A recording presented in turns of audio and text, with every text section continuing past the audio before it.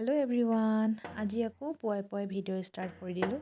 দেখিছেনে, ৰাতিপুৱা সদায় আমাৰ খিৰিকীত এনেকৈ টুকুৰিয়াই থাকে এই চৰাইজনী। নাজানো কি চৰাইজনীৰ নাম দেই। আৰু মই বনাই আছোঁ এইফালে ধুনুলে টিফিন। ৰুটিৰ মাজত যদি এনেকৈ আলু ভৰাই এনেকৈ ৰোল কৰি দিওঁ, সি খাবলৈ খুব ভাল পায় বোলে। আৰু তাকতো পঠিয়াই মেলি এতিয়া মই গাখীৰ গৰম কৰিলোঁ। গাখীৰ গৰম কৰি মেলি আজি মোৰ খাবলৈ মন গ'ল পুৱাই পুৱাই একদম মছালা মেগী। এয়া বনি আছে মেগী। তাৰপৰা লগত লৈ ল'লোঁ গাখীৰ চাহ আৰু ৰুটি এখন। আৰু আজি মায়ে বহুৱাইছে ধান এয়া। আৰু চুম্পুৰ স্কুল এইকেইদিন বন্ধ, পূৰা একদম মস্তি কৰিছে। এইফালে দেখিছেনে কেনেকৈ ধান আৰু পানী এনেকৈ খেলি আছে।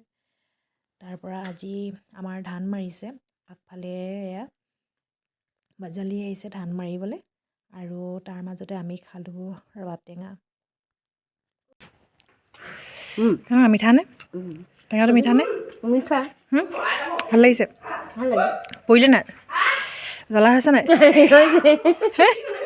তাৰপাছত এইফালে আমাৰ টিকলা অভিৰাজ, ইও টেঙা খাইছে দেই। দেখিছেনে ইমান ধুনীয়াকৈ খাইছে।